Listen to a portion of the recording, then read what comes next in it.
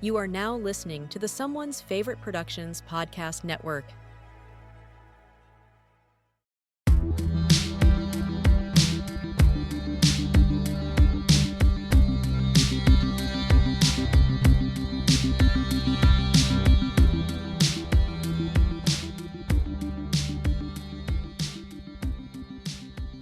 Hello and welcome to a episode of They Live by Film, a podcast focused on interviews and movies from around the world. Adam will tell me next week if I got that right.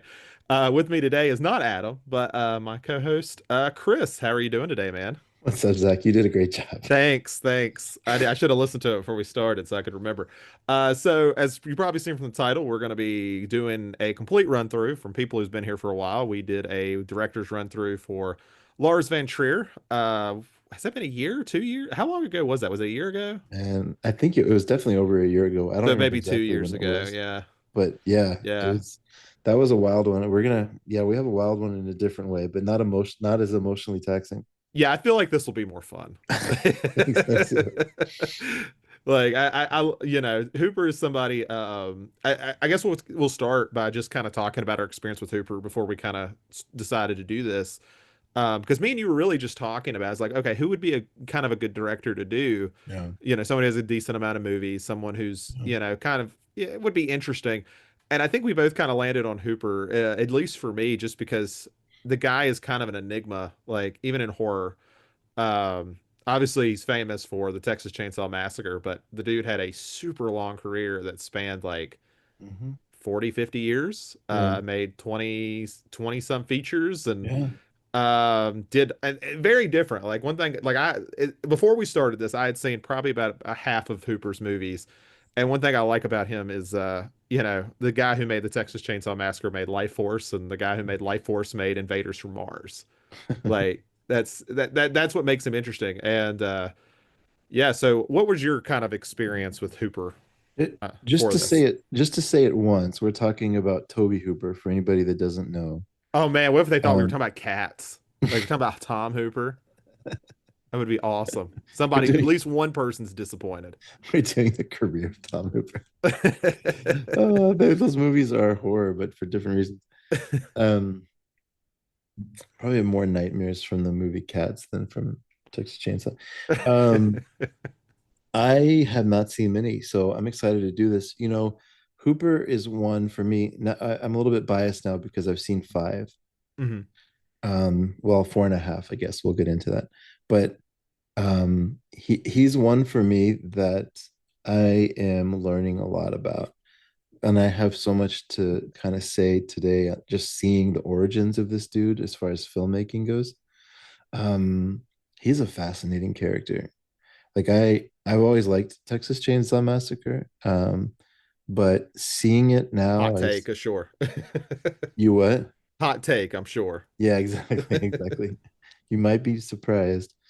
Um, but like seeing it now after seeing his first two films and then seeing Eaten Alive, seeing all those like right around each other, just man, like gives me a totally different perspective on this dude. And I'm so pumped to go through this whole run.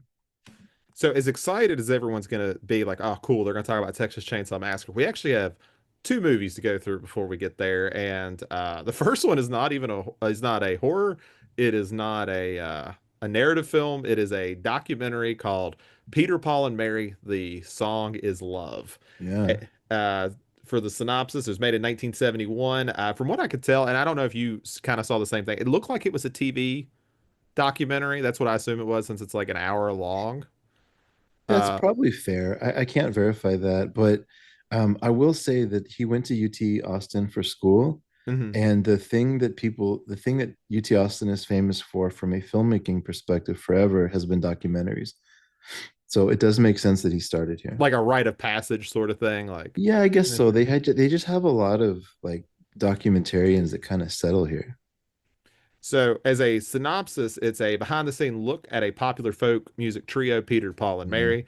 Accompanying the group on tour across the country, Hooper captures members of Peter Yarrow, Paul Stokey, and Mary Travers rehearsing and performing as well as appearing at the civil rights and anti-war demonstrations. Yeah, that's just really just a summary. Like, I'd be curious to see your thoughts going into this, Chris, of kind of what you took from it. Yeah.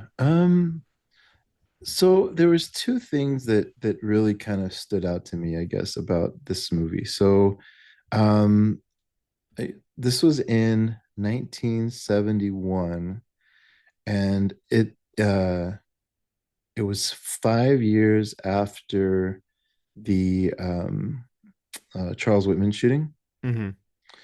And that doesn't show up more until Eggshells, where there's some interesting stuff we can talk about there. But it is interesting to me that the way that he edits this, the way that he edits okay, well, I should say that the structure of this is they show like live concert footage, right, of Peter, Paul, and Hmm. Mary, and then they cut and they give them each like a chance to talk, right? Yeah. So that's kind of like the structure. And within that, the words that he chooses to capture as he edits this together are really interesting to me. Um, I think I think we're starting to see early on that Hooper is not um, put off by like calls to violence or calls to push people towards something a little bit more extreme. I think he's uncomfortable, or he's comfortable more around the edges, because there is some fairly inflammatory stuff that I think it's Paul is saying in the very last speech that he gives right as the movie ends, right Hmm. as the documentary ends, where basically he's saying if you don't have a vision of like what peace, like what the, if you don't have a vision for what the ideal state is that you're fighting for, then all your tears for war crimes are for nothing. And I was, when I first heard that, I was like, damn, that's kind of cynical. But then the more I thought about it, I think he was trying to inspire people in his own way. The yeah, it was Peter. I'm sorry, Peter Yarrow, who said, "Unless you have a vision of what it's going to be like, what it can be like, what beauty is, all your energy devoted to feeling the horror of what is going on in the world is useless." And I was just thinking about that. That's fairly radical to hear if you're a bleeding heart, because I think I fall in that category, right? Where I just like feel the pain of like what's going on in the world, and like there's all this stuff in the news now about like ICE or about what's going on in Gaza or like whatever. And I'm not even interested in the political arguments. I just like feel for the people. And it's hard for me to get past that sometimes, right? Hmm. And so hearing that, that's like such a fresh message, and having him choose to end the movie that way, I thought was pretty cool and pretty powerful. And gave a nice like depth to who Peter, Paul, and Mary were, because their music is pretty tame. But I think he kind of called out like activists and saying like just make sure you're highly focused on like what you're fighting for, and that hit me in a nice way. But yeah, other than that, it was the movie's fine. I think the movie's kind of interesting, and this is kind of one of those fascinating things that really made me kind of think more about like the metatextual element of like something like this. Let's be honest, the only like you go through like Letterboxd, you go through IMDb. Why is every single person watching this movie? Because Tobe Hooper directed it. Totally, totally, totally, Yeah, totally. like this is his first film. Obviously, nobody knows. This is 3 years removed from Texas Chainsaw Massacre. So it's kind of fascinating that you really can't take this film, or at least it'd be very hard, like to take this as a, okay, I want to learn about Peter, Paul, and Mary. Like I want to do that. Like the reason this hasn't been like lost to time or, rotting on a VHS tape at the bottom of somewhere, is because Tobe Hooper made it. And there's been a lot of a lot of dedicated people to preserve his work. Yeah, So it's interesting to go into this movie and listen. And I did actually enjoy it quite a bit. One thing I thought was really fascinating was how great the editing is. Like, yeah. yeah, like Hooper only, from what I can gather, had only ever edited three things in his career. One of them was one of his shorts and his first two features, which were Mhm. edited by him. And I kind of wish he had done it more. I really do. Like, I think I think he finds a good way to match like his kind of dynamic camera angles, like with the way he edits things. And like, Mhm. he's very thoughtful about it. Like, I guess that's kind of sums up Hooper, I think, kind of well, as he's a chaotic guy who's weirdly thoughtful. Yeah, no, he can hold a vision very well. And I think you're right about editing. We're going to talk about that more and as his features kind of come along, but I think he's got an amazing intuition around exactly how long to hold it on something to keep terror in the scene. Yeah, yeah, and I think I think he's not afraid to shy away. But one thing I've kind of noticed in his is he almost likes to hold people at almost like arm's length. Yeah, yeah, Like when you like he loves a wide shot. Like this we'll talk about that more with Texas Chainsaw, but the dude he's not an up close kind of guy. yeah. He is, if something horrific's coming, he almost prefers to like pull it back. That's interesting. And I think we see a little bit of that here. I did kind of peek at your review a little bit, and I'm kind of glad we came at a very similar conclusion about the canoe scene in this, where he's talking to, I think it's Peter. It might be Paul, but I think it's Peter Yarrow he's talking to. And just to kind of set the scene, since I'm assuming, from what I look, 208 people have logged this on Letterboxd. So I'm We guessing, should, yeah. yeah, not so. There's a scene where the cameraman is just on it. I assume it's Hooper. They don't Mm, say one way or the other, but I assume it's him. Just on a canoe with him out in the water, and I couldn't tell you what the fuck Peter Yarrow was even talking about, but I was fascinated. And yeah, like, I don't know what he's doing with the camera, but it's almost like hypnotic. yeah, it It's really like is. I don't even know what he's talking about. Like he's just kind of rambling. And I don't mind that because I think it kind of like I don't know, it opens up to them as people. Like I'm sure he means something with what he's saying, but I don't think necessarily Hooper was all that interested. It was more like just capturing, kind of that rambly nature and just kind of some things he liked to say and who he was. I have a theory that doesn't really matter because 200 people have seen this movie. But I have a theory that he spent all this time with the group Hmm. and he put little snippets of like the audio clips that he felt are really going to capture the personalities of these people. Like Yeah. it was Paul, not that it really matters, Oh, but yeah. Thank you. no, it's okay. It was Paul Stuckey. And it was just all about his like personal life and how he likes to bring people out here and his old lady likes to cook and like it's just like very just like just random stuff kind of about his life. But it made me wonder if maybe Paul, maybe that's who he is, you know? Maybe he's like kind of behind the scenes. Maybe Peter does more of the like revolutionary kind of stuff, and he so And I think it can be a juxtaposition of that too, right? Like I think people naturally kind of tune out. Like if you hear like someone protesting, you don't know who they are, you don't really care. Like for Otto, they're a shit person anyway, so why would I listen to what they have to say? And it humanizes them because obviously Peter, Paul, and Mary were, I mean, they weren't CCR, but people knew who they were. yeah, yeah, yeah. They had some And you kind of history, have to sure. break that down a little bit. Like, sure, you've seen them as just like this musical trio, but there is like people here. Yeah, Yeah. definitely. Definitely. I don't have anything else to say on Peter, Paul, and Mary, The Song is Love, but it was a really interesting documentary. And I think like if you look at most first time filmmakers that are doing docs, I don't think they're as interesting as this. No, I fully went into this movie saying this is gonna be boring as shit. Yeah, yeah, yeah, yeah. And I wasn't bored. I was sitting there watching, like, yeah, this is cool. Like, I loved watching like the end when I guess he's using Vietnam footage. I'm not sure. I couldn't really, it's so grainy and like it's been ran through a VCR or something. Sure. Like, but the look of it was really cool, and I loved like adding that element. It's Yeah, because I mean, if this was just like a school project, you don't do that because you're like, I'm just trying to get through this, man. Like, yeah. like obviously this, meant something to him. Who knows what it was, but it was interesting, and I probably liked it better than our second feature. So if you're ready, we can move on to his second film, which is the made in the same year, came out a few months later from the looks of it, Eggshells, which will be his first narrative feature film. Yes. Um, None of these first two are on any kind of like they shoot zombies or they shoot pictures, by the way. Oh, and while you're saying that, I also want to like just do a quick shout out for anyone who does listen to this and has an interest. I want to shout out this YouTube channel where I found both of these films called Texas Cinema.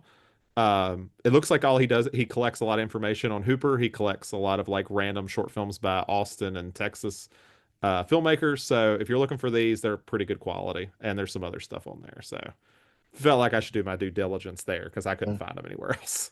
hell yeah. Um, this is a okay. I'd be curious. You can start off if you want, but I'll just say like I was not expecting this at all. Yeah, so I'll read the synopsis, as useless as that is. Mhm. An experimental there's a spelling mistake in this. Allegorical is spelled wrong.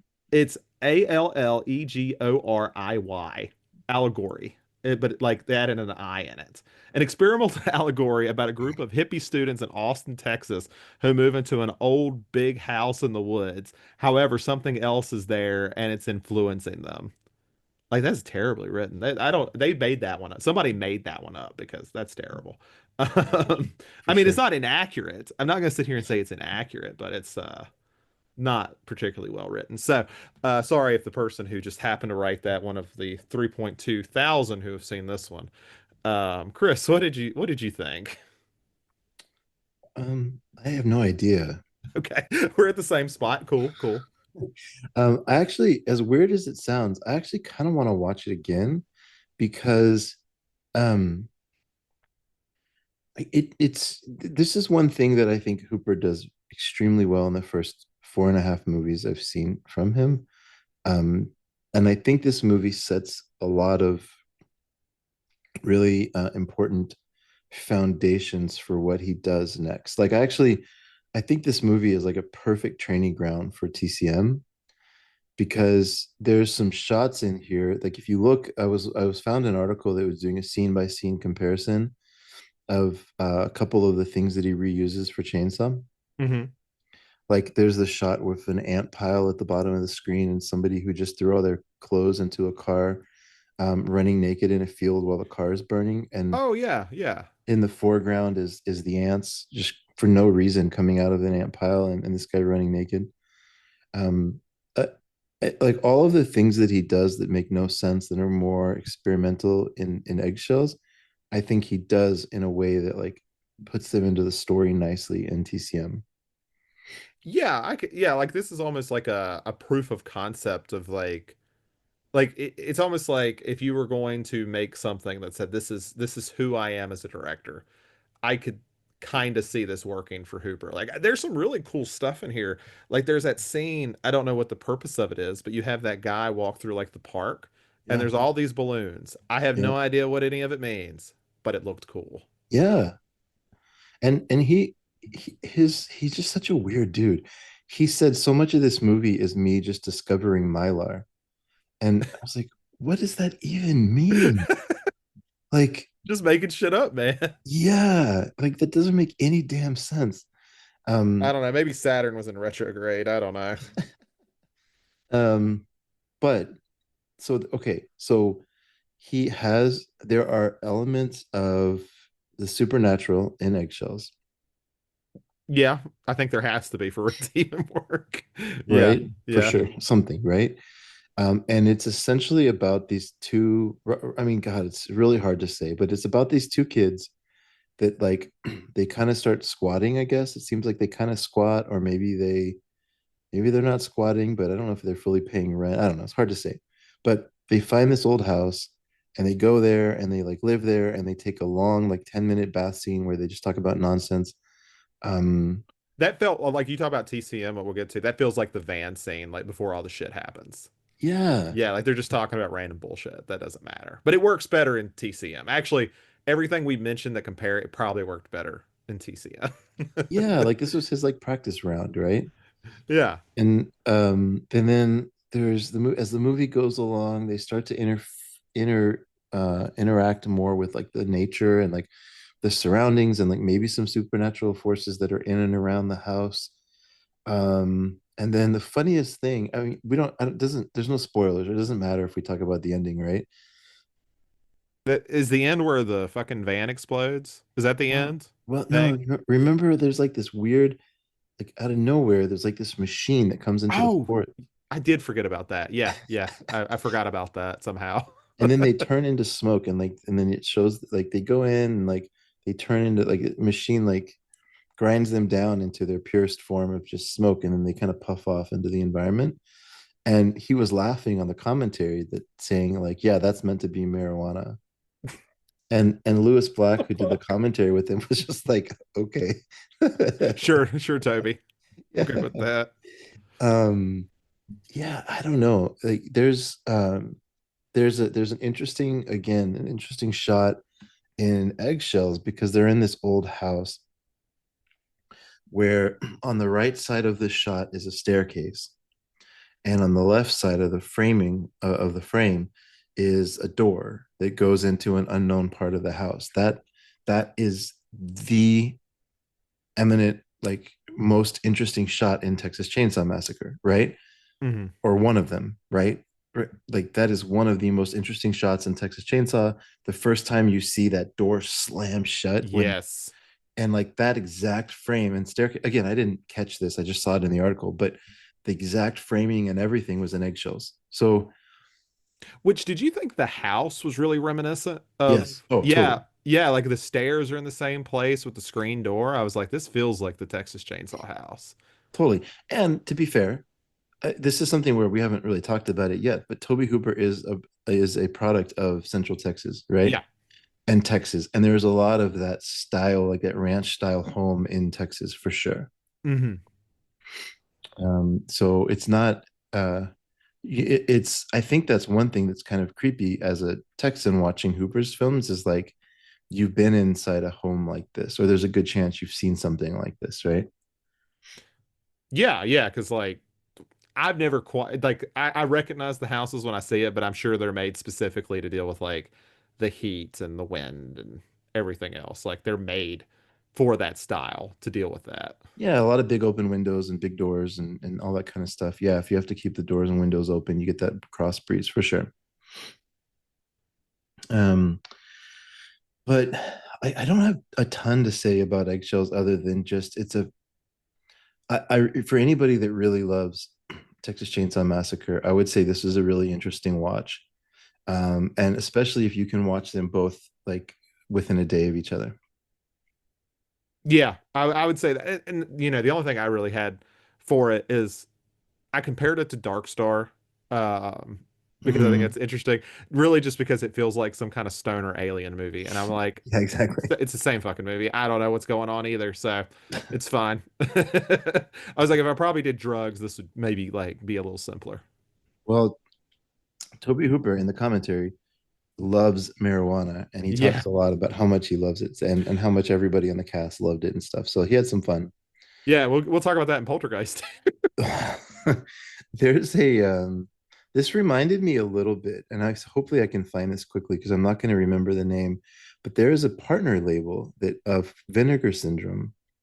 And they put out a fake documentary, like a mockumentary, I guess, about these kids that basically these hip hop artists. It's partially based on a true story, but it's hard to know where there's definitely some elements that are not true as well.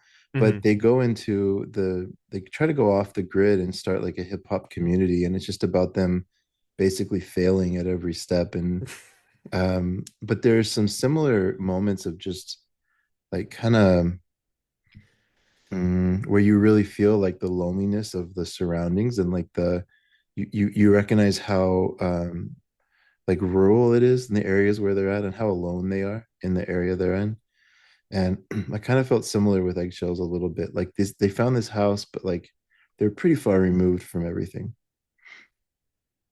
Yeah, yeah, absolutely. Yeah, there's it's an eerie dreaminess that I think is really pervasive, especially in these like this film and the next two we'll talk about. Like there's this dreamy nature to it. Yeah, Creststone is the name of the movie I'm thinking of. Okay, I'll have to add that then. Do they Sounds still have interesting. they still have the slipcovers left in they I mean, Wonderful. I don't mean to laugh, but this movie came out in like 2021 or something. Like, unfortunately, they can't give it away. I'm not going to say that it's a great movie, but if you can stream it somewhere, like, it's interesting. And it's not bad. It's just Okay, like half the cast has fake names.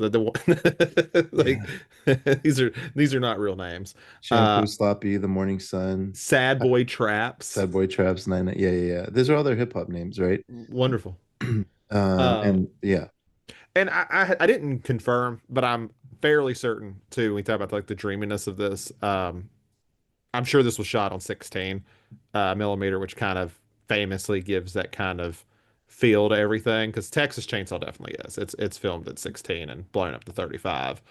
So I would almost wonder if this is also part of that practice run too of like how this is going to look.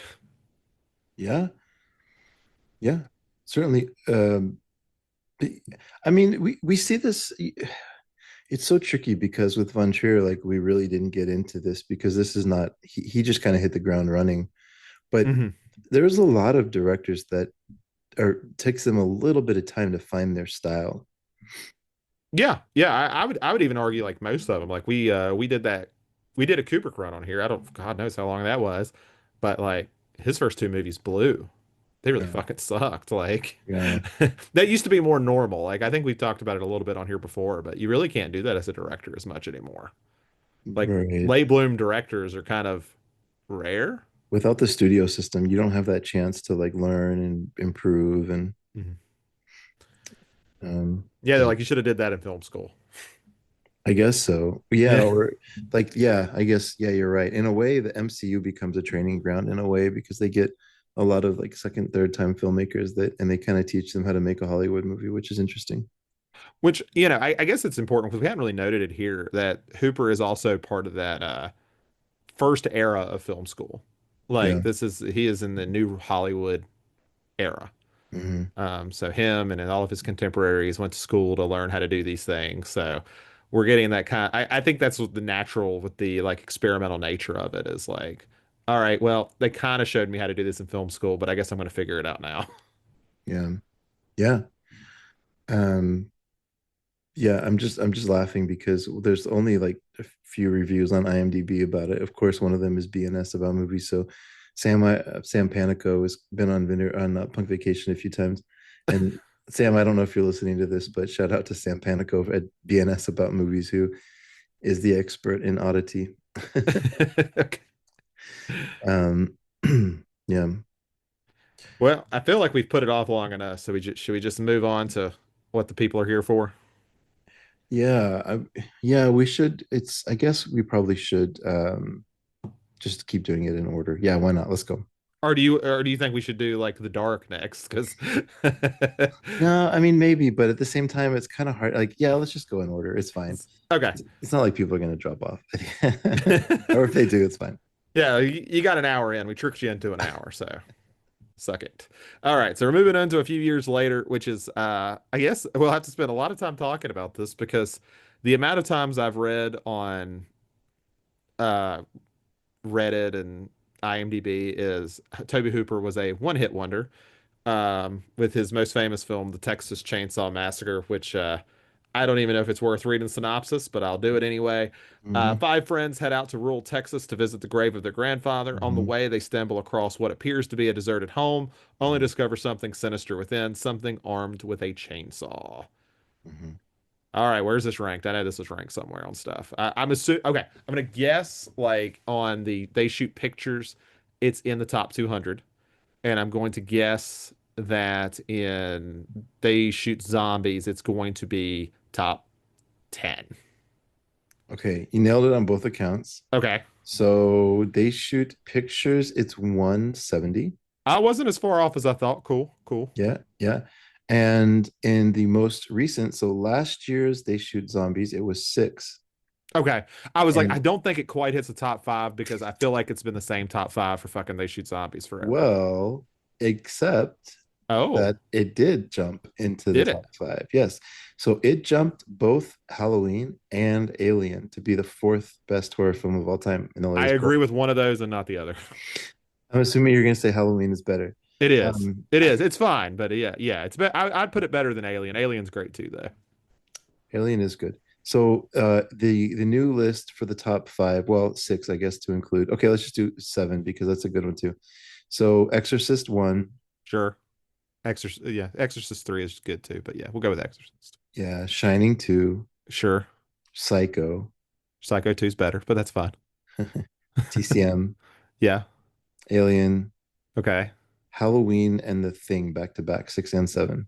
Okay. Well, my top three films of all time are all in there, so that's great. It That's works out. awesome. Yeah. And then Night of the Living Dead, Jaws, and Yeah. the original Nosferatu. Um, all good horror movies. It's we've talked about this 100 times, but it's just so hard to say top 10 horror because there's like that list is just I don't know. It's not you're not going to have the same quantity of people as you are for they shoot pictures. Yeah, and I always feel like I think it's like a community around horror, like in my experience, where you can get those kind of solidified lists like that. Like Mhm. you don't get people sitting there saying like they might you could see somebody saying, I don't really care for The Shining, but I know why it's top three. Like I feel like you get that a lot more. Sure. Sure, sure, sure. Like, is anyone really going to argue that Psycho's on there? Probably not. Even if they don't Yeah. like it, they're gonna be like, yeah, that Yeah. makes sense. I'm actually surprised Rosemary's Baby was. Where's Rosemary's Baby at? 12. 12 down Tw- from 10. oh, okay. I was like, I feel like it was pretty high up there. Yeah. But the last time we guessed that you and Adam nailed all the top 10, you guessed Rosemary's Baby, and that was in there. But the newest one fell to 12. I will say, and I want to hear you go first on Texas Chainsaw. Um, this might have jumped up to my favorite horror movie ever, and we can get into it. But seeing it again after, I think partially both just seeing more movies in my life, just in general, but also seeing more regional horror movies and seeing Hmm. more different movies from different countries. Um, this is one of the most efficient and truly horrifying horror movies that I think has to exist. Like it's just I can't imagine that this has been duplicated much. So I am in love with this in a dark way, in a macabre way. Yeah, and I've really, if I'm going to sum up like why I love like the Texas Chainsaw Massacre, so to give a little history, because I brought it up here before that my mom let me watch horror movies at a very young age, like very, very young, way too young. I'm Mhm. very thankful for her there. But one she was always nervous to let me watch the VHS of was the Texas Chainsaw Massacre, and I think it has such like an alluring cover. The who will survive and what will be left of them is something that's like ingrained in my retinas at this point. Mhm. Like I Mhm. know that poster. It's a great poster anyway. But like it was something that's like, God, I need to see this movie. I was like 10 years old. I was like, I need to see this movie. I begged my mom. I was like, Mom, please let me watch this. And she was like, I don't know. My mom has a thing where she's really scared of chainsaws. Like it really bothers her. Like that Okay. scene in Scarface, which doesn't even show anything, really bothers her. Uh-huh. Um, yeah, so Texas Chainsaw was one she was real nervous. She finally relented and let me watch it.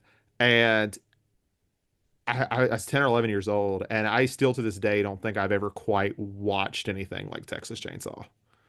Yeah. Like you think about they've made 7, 8 movies of this franchise since then. Mhm. Can't replicate it. You just I couldn't even tell you what the secret formula that makes Texas Chainsaw work like it does, but there is nothing like it. Yeah. And this is one of these things that just comes from you not thinking about making like a great horror movie, which I mean, to give a little background, I guess, with Hooper, Hooper really didn't intend for this to be a horror movie in a lot of ways. He talked about it as a dark comedy. And there's a lot of that. There's a lot of like weirdly funny stuff in this movie. Um, one of my favorite scenes later in the film is look what your brother did to the door.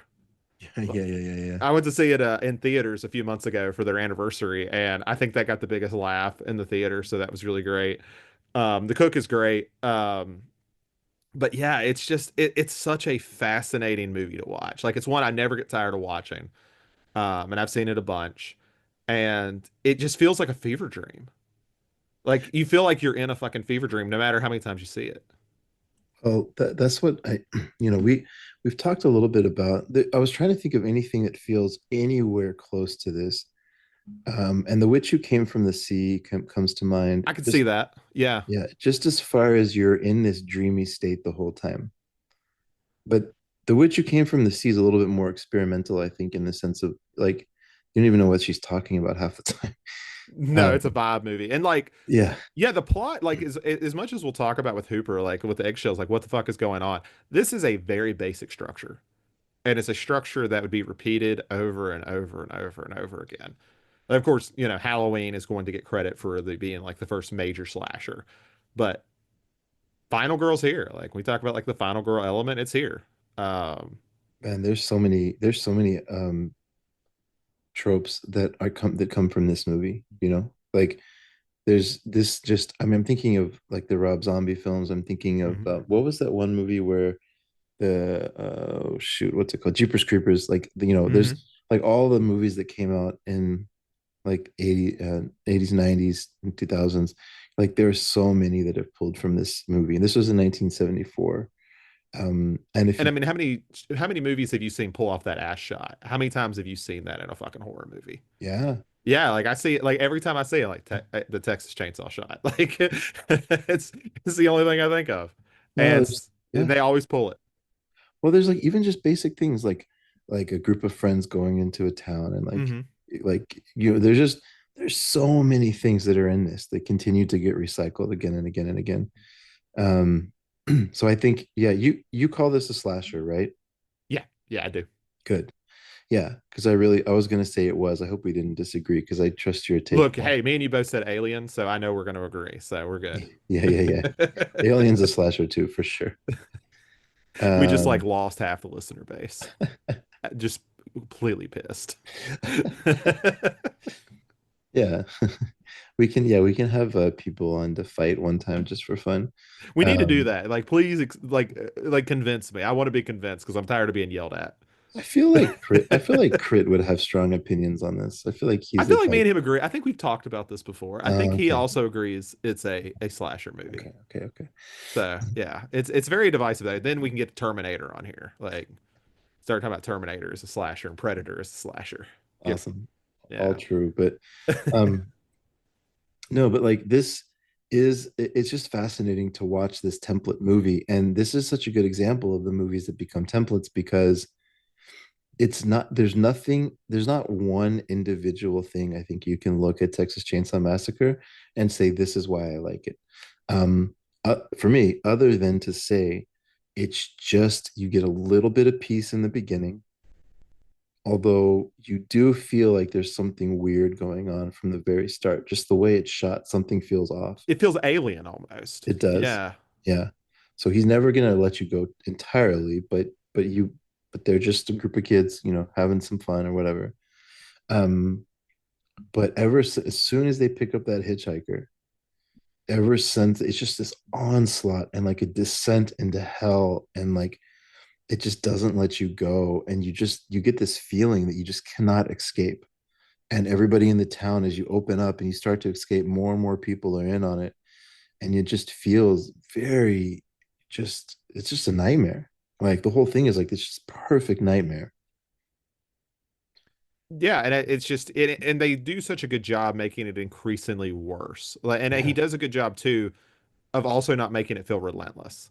Like we have the first couple go into the house, and then we get like a 10-minute scene, 10 or maybe even longer, of just Sally and Franklin arguing about if they're gonna fucking go. true, But they shouldn't because you're like, please don't go to that fucking house. We true. just watched three people die. Like, don't go Right, to the fucking house. right. And I think that's what Hooper's good at. Like, I think he has such an understanding, and it's crazy to me, the jump in quality that we go from like eggshells.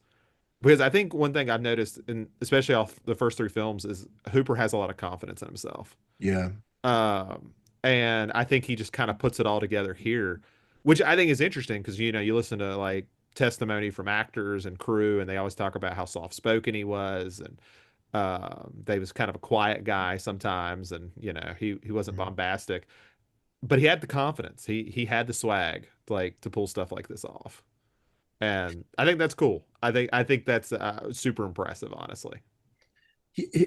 Don't this is going to be annoying to say, but in that one very specific way.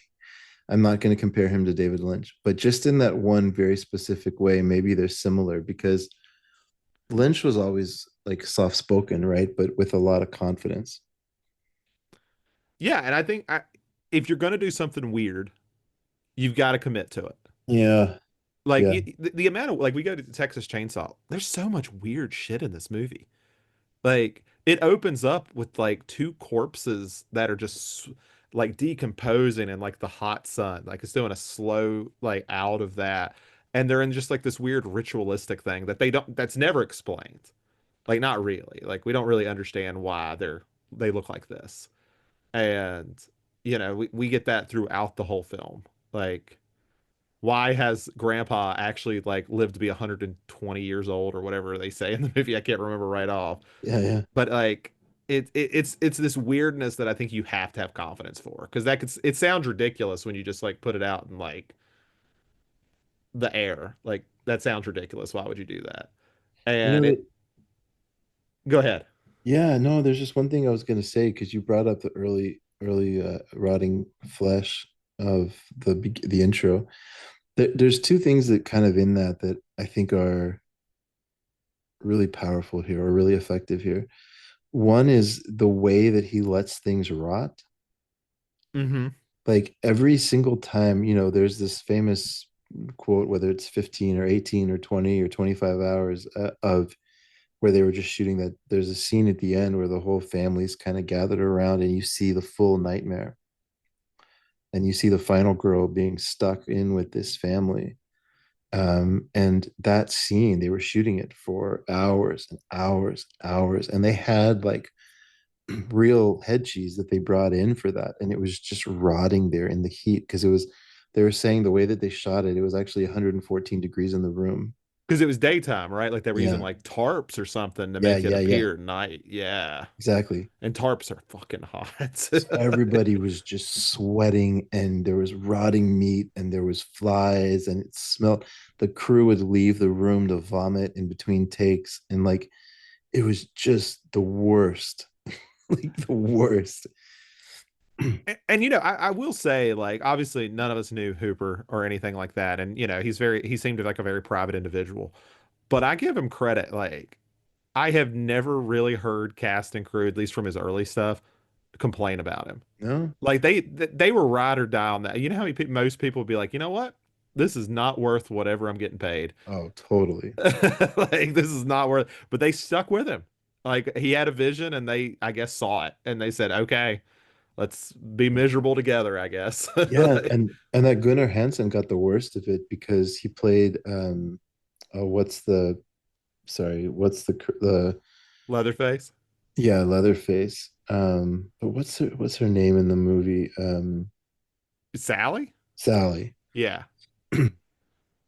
And like that whole costume, some of it was polyurethane to give him like bulk, Hmm. and some of it was obviously he had like that leather face, literally like leather face on. But they were saying that he had so much blood splattered on him, like animal blood splattered on him, and they never washed the costume because it was they didn't want to mess with the look of it. So it was sweat that would just like build every day they shot, and that leather mask started to give him a rash, and it was just like just gnarly, nasty work. And so there is the couple of people that were writing about this were kind of half joking that like nobody was acting in that movie. They were Yeah. by the time they were shown as crazy, like nobody was acting. And we've talked about it here plenty when you have like these certain directors who want to get real performances and make them miserable. Yeah, The yeah, thing yeah. that's kind of funny in this is I just don't think it was purposeful. No, Like I it don't was think just like a so. bunch of people who said this should be fine, and then they're all there. They're like, this is not fine. Everyone, this sucks. This is so bad. Like, I don't know why I thought tarps in 114-degree weather was a good idea. That's my bad. Like it was not a good idea. Yeah, yeah, yeah. He's lucky that, in a way, he's lucky that nobody, died of dehydration or something, because that would have changed the narrative around him as a young director, right? I maybe one thing that helped him is he's from Texas, so it's like There's no labor laws here. well, that and just like the idea, it's like, look, guys, this is how you deal with the heat. Like, Yeah, true, true, true. here's like 10 gallons of water.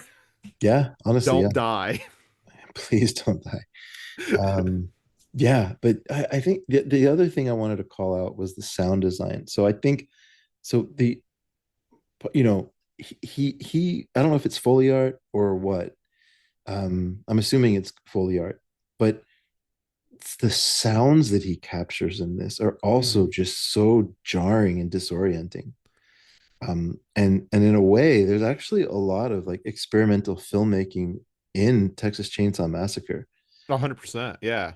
and it adds another layer of like kind of otherworldliness or dreaminess or eeriness or just like he just layers on all these fascinating different techniques.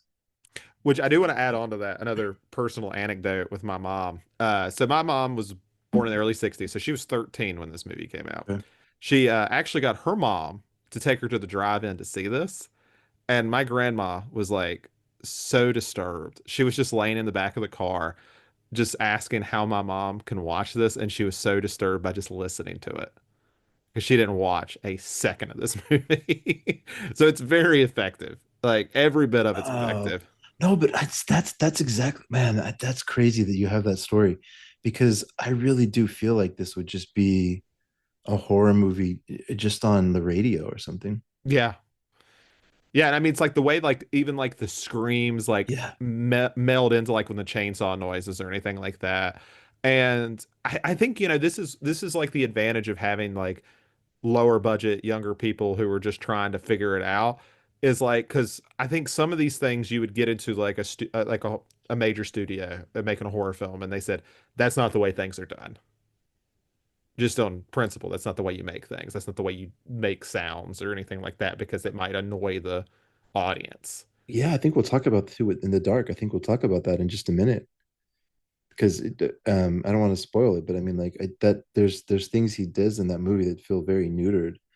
Mhm. And there was a lot of intervention into that, right? So yeah, you're right. This was him just expressing himself, and it turns out he was a really good artist.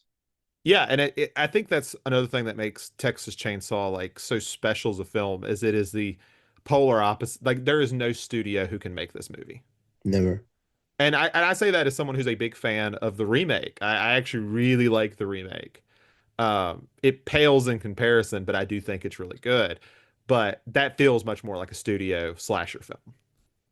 This doesn't. Like there, I could not imagine Warner Brothers finding a script and finding a filmmaker like this and saying, "Yeah, just let him do what he wants to." I know people don't like Eli Roth, but I'm thinking of like there's certain people. By the way, was this Marcus Nispel that did the remake? Yes, it was same one who did Friday 13th. Yeah, Yeah, yeah, I like his style. He seems to get, yeah, he does good reimaginings or whatever, remakes. But somebody like an Eli Roth or maybe Robert Rodriguez, I think they spend enough time in the gutter that they may be able to come close to this. I'm I'll tell you the thinking, closest studio film I've ever seen that did it really was Devil's Rejects. yeah, That's I just how gross that movie feels. do.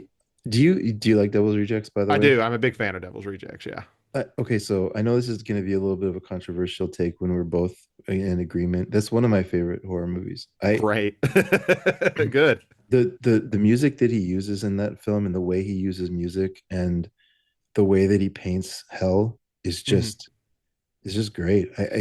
I'm not a huge Rob Zombie fan overall. Like, I think some of his movies are fine. But I think that movie just gets everything right. I love it. Yeah, like you think about a movie that gritty, and you're like, I'm gonna start with the Altman Brothers band. Yeah, That's gonna be the opening song, and it's like that sounds crazy to do with the tone of this movie. But but yeah, it, I it feel like that's the closest I've seen from a studio. that's a Figure it great out. call out. That's a great call out, because I think Rob Zombie was really influenced by Tobe Hooper. Oh, And absolutely. He wanted to make a Texas Chainsaw Massacre movie so fucking bad. okay, well, maybe he'll get a chance. I don't know, Yeah. but like they come from a similar place. Like people get this impression now of Austin is this like blue oasis in the middle of a red state, right? Or Yeah. whatever you want to say, a blue hellhole in the middle of the red heaven, however you want to say it. But like it's still country. Yeah. Like you leave 20 minutes outside of Austin and you're in deep south. Like it's not. There's a city called Gerald that I mean, I don't even know 30 years ago if they had a stoplight. I mean, maybe they did, but now it's bustling and they have houses and they have restaurants and everything. But like, that's 40 minutes outside of Austin. And that was like, I mean, that was country. So you, if he was, Hooper was born in San Angelo, which is probably a 2 or 3 hour drive from Austin. I mean, that's But a, it's so rural. You say, "Where are you from?" You say Austin because like that's the closest place anyone's gonna yeah, San Angelo in the know. middle of nowhere. And, they have a little bit of business there, just like every small town. But I think him and Rob Zombie come from a similar place of really playing into that rural aesthetic without irony. Yeah, because I think that's an easy thing to fall into Mhm. as someone who grew up very rural. Mhm. You see that a lot. Like, and I don't think people do it on purpose. And I'm not going to get political, but like one of the funniest things I saw, like when people were arguing about if like JD Vance was from Appalachia or not, like one of the things I kept seeing was like, well, he lived 20 minutes outside Cincinnati. And I'm like, we have cities, right? like I don't like I'm not sitting there saying your point is wrong. I'm just sitting there saying the way it comes off is people are just like it's nothing but white trash trailer parks and people making meth in their bathtub, and it's like it's not quite that way. Yeah, There is yeah, some yeah. of that, but not quite. It's not the only thing. Yeah, like we have other things. That's We just have the tourist attraction. Yeah, that's why we have like Asheville. It's like the hipster capital of Appalachia. Like you have those little places. Nice.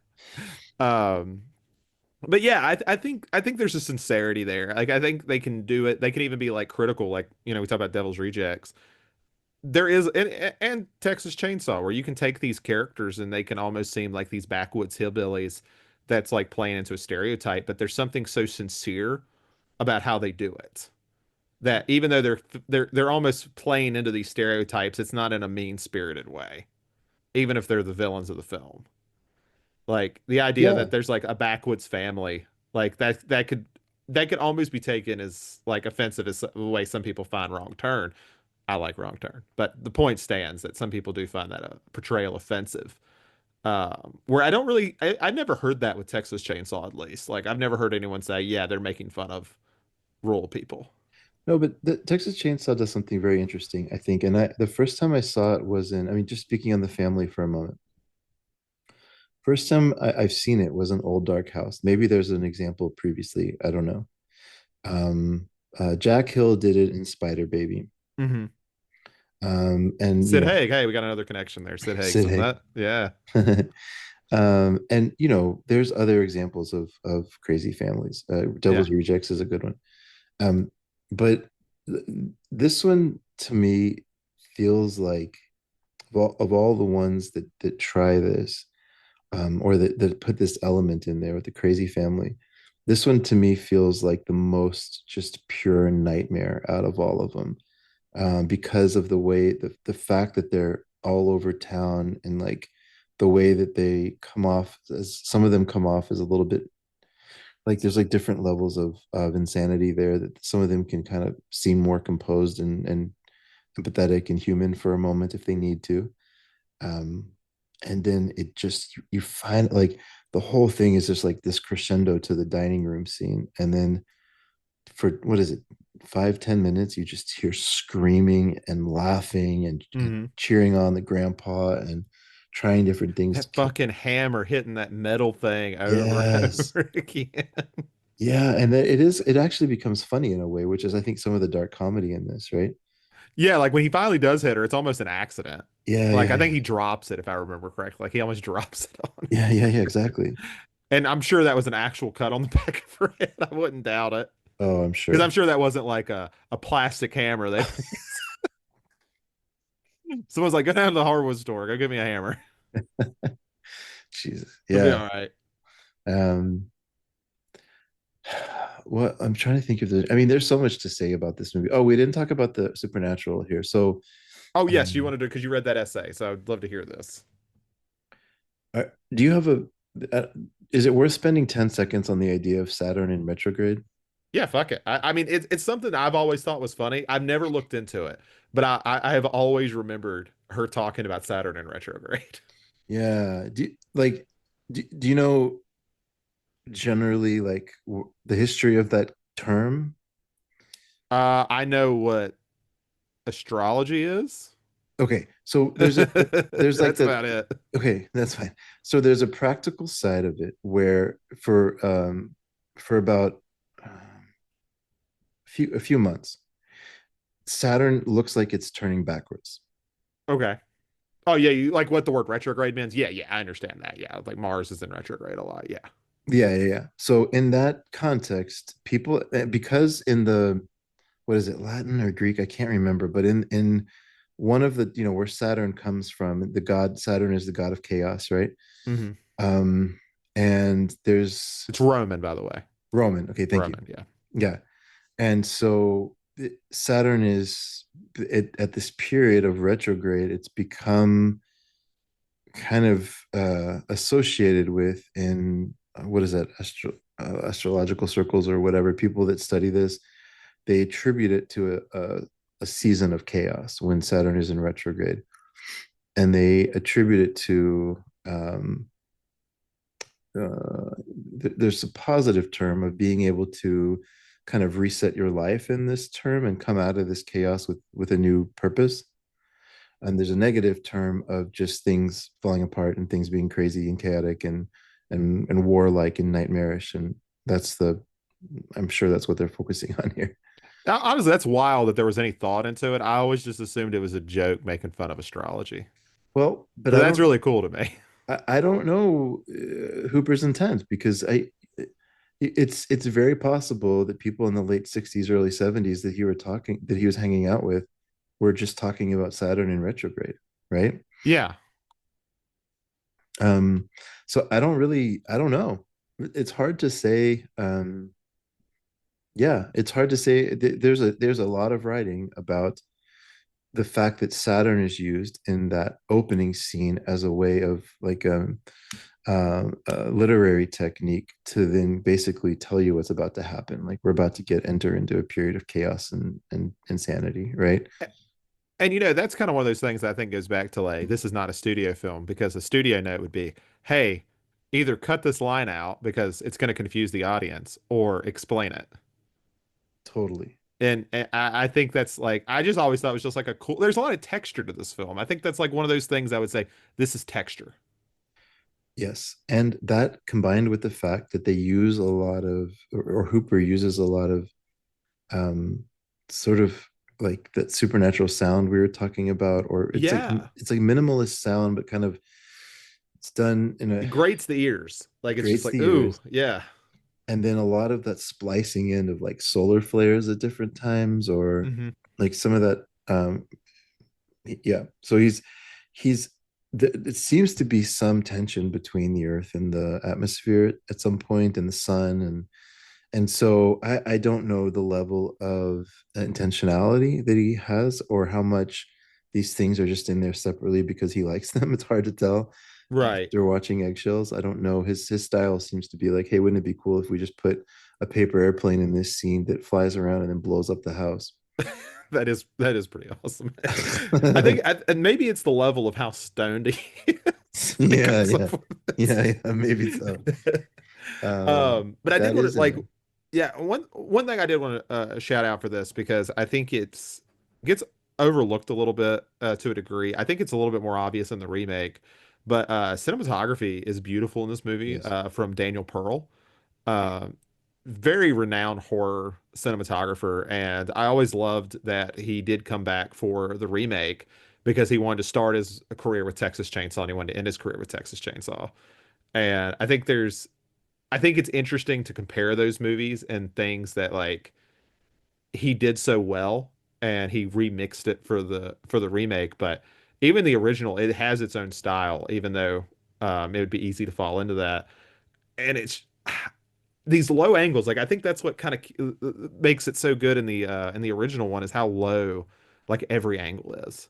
Like I think back to like when the dead armadillo on the side of the road. yeah.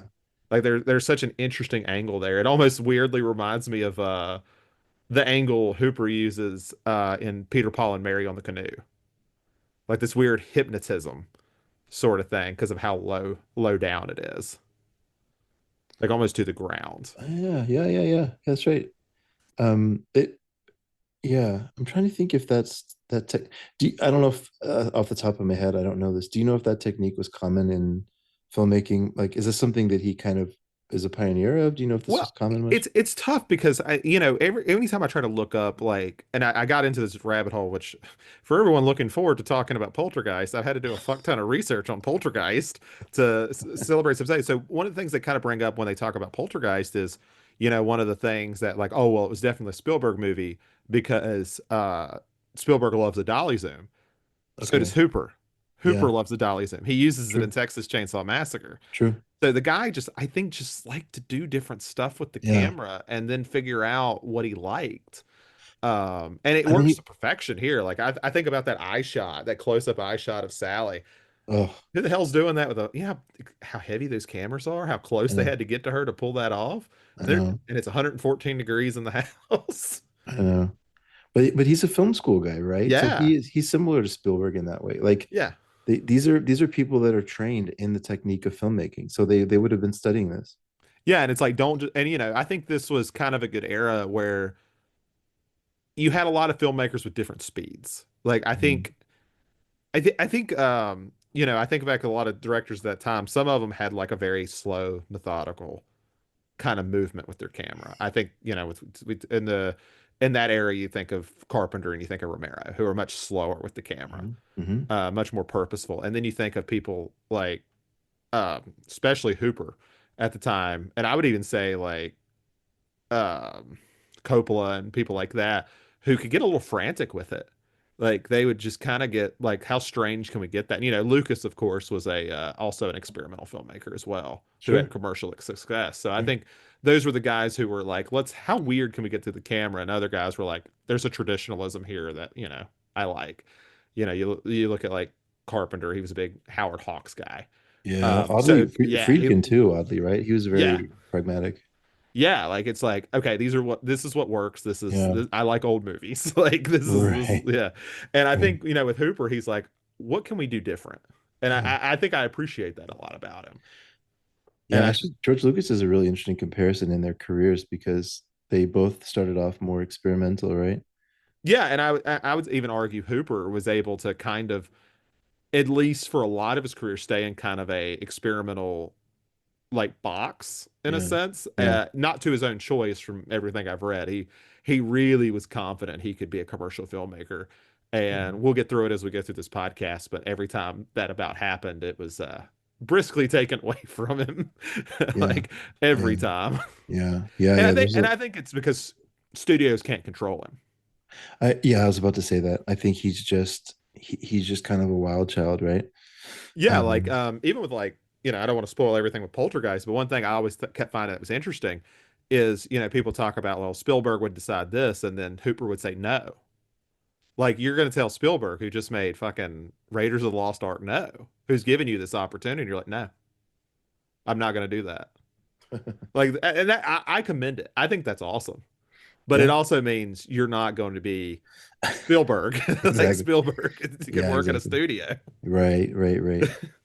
But before we move too far on from this point, there was four original titles of this movie that were considered three original working titles Ooh, I before. did not know that. I've always okay. This is So new information for me. but it ties into what we were just talking about. So one was Leatherface, one was Head Cheese. Head cheese would be a terrible name. It's It is funny, but it would be a terrible it is a name. terrible name. The third was Saturn in retrograde. Sad. And here's the thing. Like, I actually like the first and the third one. I actually think they're pretty cool. Yeah. But I think it's one of these things where you get the title right. Like the Texas Chainsaw Massacre just invokes like a lot of imagery. Of the alternate titles, the only one that would get anywhere close for me is Leatherface because Yeah. it could become iconic in a way. But there's no doubt that Texas Chainsaw Massacre is the best title here. Yeah. Yeah, there's just it's evocative. Like it's Well, because he never, so I don't, so I was trying to figure this out. The best research I could do is that he never created the rumors that this was based on a true story, but he never quelched them.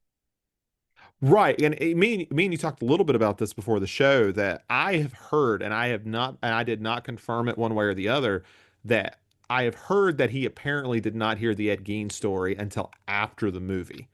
And for anyone who's kind of wants to know what like the similarities were, the story of Ed Gein supposedly, especially now that the fucking like show is out right now, Texas Chainsaw Massacre, Psycho, and The Silence of the Lambs, but in all very different types of influences. So Mm. with Yeah. the Ed Gein thing, it was the making the furniture out of bone Hmm. and making a suit of human skin Hmm. and things like that. That was supposedly where Texas Chainsaw Massacre was influenced. Hmm. Whether or not that's true, I have no idea. It's definitely a popular idea. Yeah. And the only point on that that I was able to triangulate was that apparently when he was a kid, there was a doctor who told him about a story he had heard, a horror story that he had heard of somebody making a mask out of human skin. And apparently that idea really shook him as a kid. So if that's true, and that came from a few different sources, if that's true, then it would make sense that he had a character with a face of skin, human skin, that was not Ed Gein related. Like that could be that there is a trail there that fits. Yeah, and even the furniture made out of bones and stuff. Like I've been around hunters my whole life. I've been in their houses. I've been in their cabins. If you have the type of people who don't waste stuff, they'll make a lot of different stuff out of bone. Hmm. They'll make knives, they'll make lamps, they'll make all sorts of, which we think it's normal because obviously it's animals. Like you're Hmm. making animal bones, and you're not using the skulls and stuff because that's usually hanging up on the wall with fur still on it. But I think there is like it doesn't have to come from the Ed Gein story for it to it doesn't have that influence does not have to be there Yeah. one way Although, or the other. So I don't know. I'd be curious if anybody actually like knows a for sure answer on that. yeah, it certainly could be, but doesn't have to be. So, Yeah. man, I mean, I still feel like we've just barely scratched the surface, but I think that's a pretty good intro into the movie. I mean, I'm sure most people have seen it. One of Um, the last one I'll bring up just because I think it's interesting and I think it does tie into kind of the sound design and the way the movie is shot and things like mhm. that is I love the story or Hooper talks in an interview where he was on the phone with the MPAA a lot when he was making this Okay, film yeah, because he yeah, wanted it to be PG. yeah. He wanted it to be a family film. He wanted families to go see it. I should say that. And he recalls a moment where they're like, okay, well, what do you want to do? And he's like telling the guys like, so I want to hang this girl up on a hook. And he says there's just like this long pause on the phone. And the guy's like, I don't know. I guess if you don't show it, it might pass. Like he's like, I don't know. But he did say he was never asked to cut it from the R. Like he Hmm. never got an X. Hmm. So I think that worked out in the film's favor. I like how it does this cool thing where I have heard people say they remember the hook going into her back, but it never Yeah, shows it. yeah, People yeah, just yeah, imagined it. yeah. They just imagine it. Yeah, Like there are people I remember things online where people are like, yeah, there's a lost version where this is shown, but that has never been corroborated by anybody that worked on the film. Like as far as I can tell, it was never shown because he was trying to get a PG rating, so that makes sense. He was like, I'm gonna try here to get it. yeah. That you just reminded me of one more point I wanted to bring up, but that's a great piece of trivia. Another piece of trivia I thought that was kind of funny. So the distribution company for this that got to see a lot of because this was a very profitable movie, right? Yeah, This was a actually, while you're talking, I'm actually gonna look that up. yeah, budget was roughly 100 to $150,000. I don't know. There's different accounts. And it made like $30 million in the 70s, which is a lot of money. Like that's a lot of tickets sold. Oh, absolutely. Um, and this company that distributed it is called Bryanston Distributing, and it's an interesting.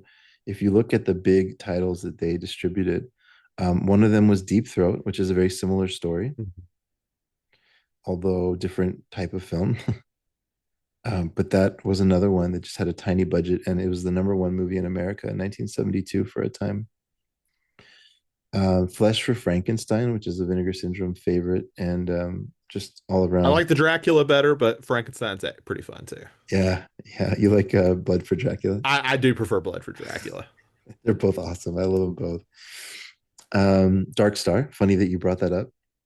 Yeah, well, and there was a lot of controversy there with Dark Star as well. Like that's if we ever do a Carpenter one, maybe I'll get into that. But there's Okay, a lot of weird stuff with Dark sure. Star. Okay, sure, yeah. Return of the Dragon. They I've heard of distributed that. that. The Bruce Lee movie. Oh yeah, yeah, yeah. I've never watched a lot of Bruce Lee, so it's a Oh, blind it's okay. spot. Yeah. Yeah. So I mean, like, yeah, like this. Um, interest. These are it's mafia related company.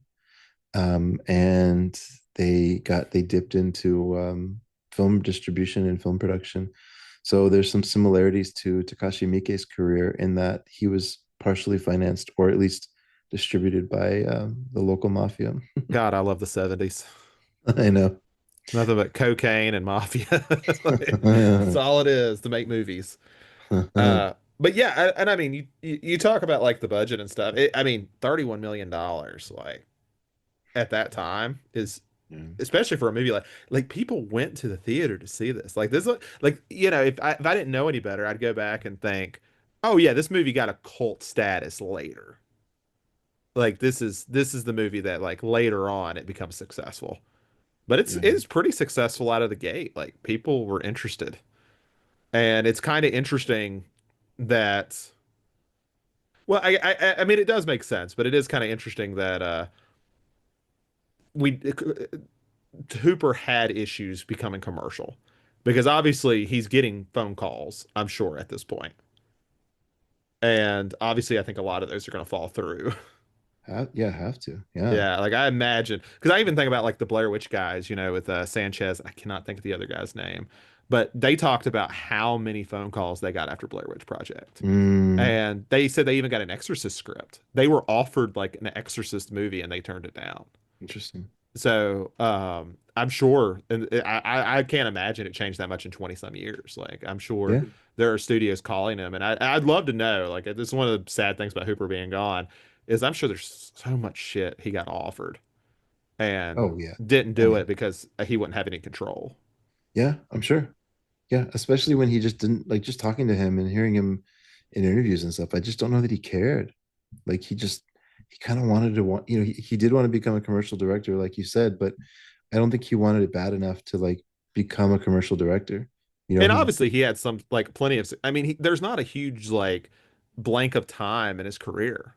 He's working like from the early 1970s until 20 mid 2010s. yeah, He consistently worked. yeah, true, true, So I true. mean, obviously something worked out for him. I mean, it may have not been the career he imagined, but he had a career. Well, speaking of movies that are maybe misunderstood that he had a lot of creative control over, I think one of the last ones that he really made his own was Eaten Alive, right? Yes, so we're 2 years later. The synopsis, which is properly spelled this time, a psychotic redneck owns a dilapidated hotel in rural East Texas where he murders those who upset him in his business and then feeds their remains to his pet crocodile in the swamp beside his hotel. Um, yeah, so I'll let you go because I know you just recently watched this. I did not get a chance to rewatch this, so Yeah. I wanna hear what all you have to say. So two things. This is the it's in the top 1,000 for horror movies. It's Really? 7. That's awesome. I did Yeah. not expect that. And Yes, this isn't accidentally the 1980 one, right? This is the 76 one. it is. Okay, because there's two movies. I get it. Like I'll hit the wrong one all the time. So Interestingly enough, this is ahead of okay, so this is ahead of Messiah of Evil, it's a good which movie. Me and Adam talked about that on the Radiance yeah, I podcast. love Messiah of Evil. I have no idea how to compare Eaten Alive to Messiah of Evil. That's an interesting discussion. And I right feel like once ahead, you get to 1,000, is you're getting to the weird shit though. Like you're like, this is weird, yeah, true. I mean that is true, especially on the horror list. So you get Nightmare on Elm Street 4. which sucks. Why is that so fucking high? That movie True, sucks. true, true. Final Destination 3. Yes, that's the best one. So I agree. I'm fine And with then that. the spoof of Poltergeist, Night of the Chicken Dead. I have not seen that. Oh, you should. And then Creepshow 2 is all around there. Anyways, um, so that's one, and then it is not beloved. In fact, this year is the first year that it made it onto They Shoot Pictures, which is a little crazy. But it's up in the 17,000s. I know it got a Arrow release a few years Yeah. ago, Yeah. so I don't know if I don't know if the timeline quite fits for like that rediscovery. Like if I see Mute Witness on a list now, I'm like, yeah, fucking Arrow put out a 4K. Like Right, right. people got to watch it. That's cool. No, I don't think so, just because this was within the first like 20 or 25 Arrow titles.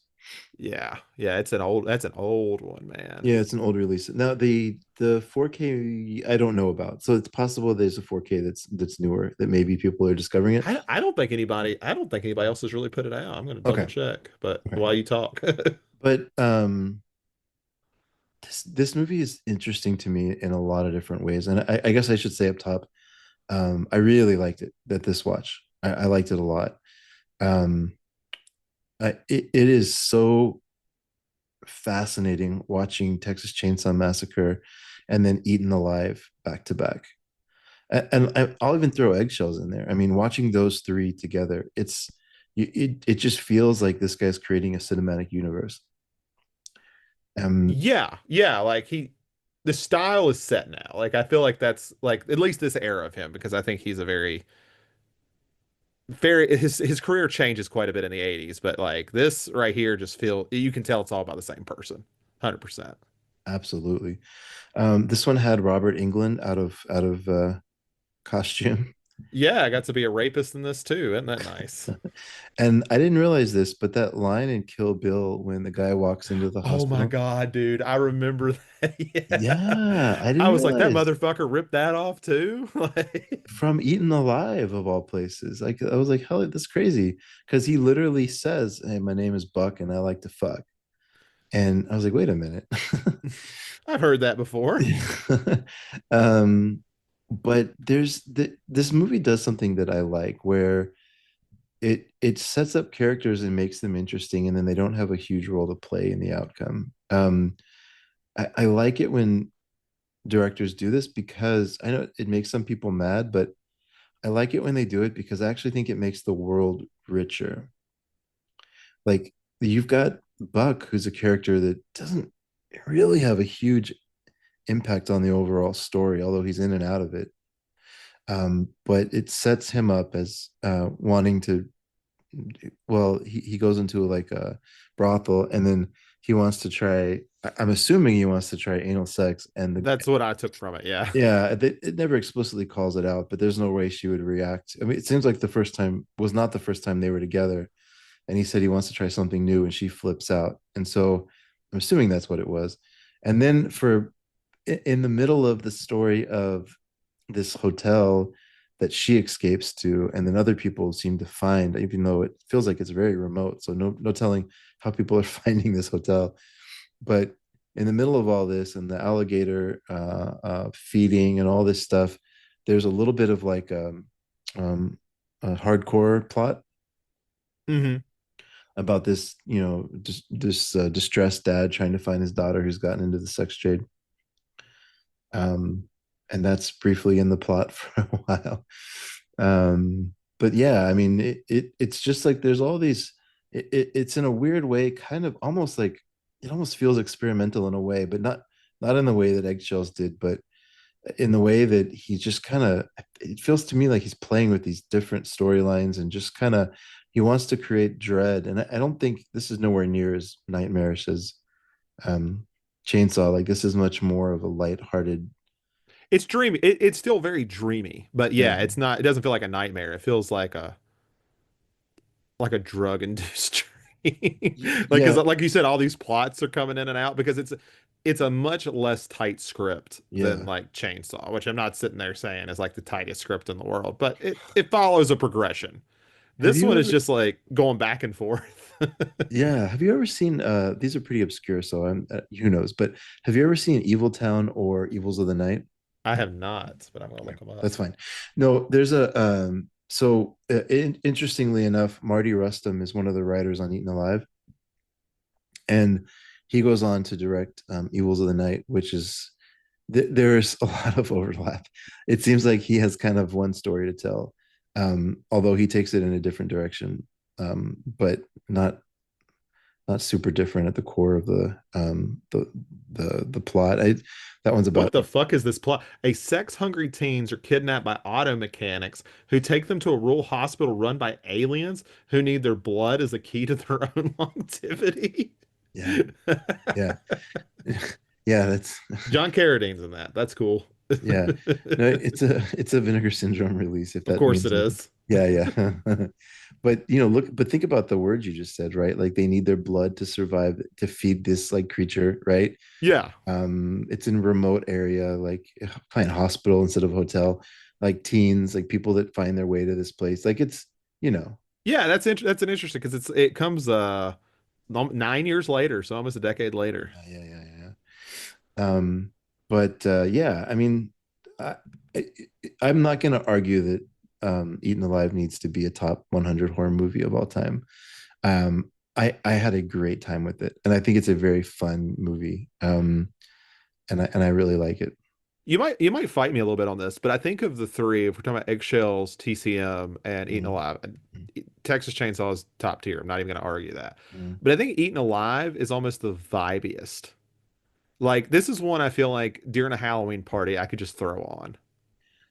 And it would be cool to just like look up every once in a while, like what the fuck's going on? Why is there a crocodile? Wait a minute. Or is this like some dreamscape they're in? I don't know. Just keep go with it. No, I don't. I'm not going to fight you on it because it's almost like it's good in the same way that a lot of Jolly movies are good, right? Where it's you don't really the plot is second to just the interesting things that are happening on the screen. Now, my question is, do you think Adam would like this? Because he's gonna be listening. So No, should we recommend this one? I think it's going to drive Adam crazy. I feel the same way. Like I'm like because like he told me one time because he loves the original Halloween and he's like I've watched like four other Carpenter movies and they all just seem like vibes and I can't get into it. And I'm like, well, if that's a vibe, holy fuck with Hooper, you're gonna really fucking hate this. Like so yeah, Adam, when you listen to this, don't watch it. I don't think you'll have a good time. Yeah, no, I think so too.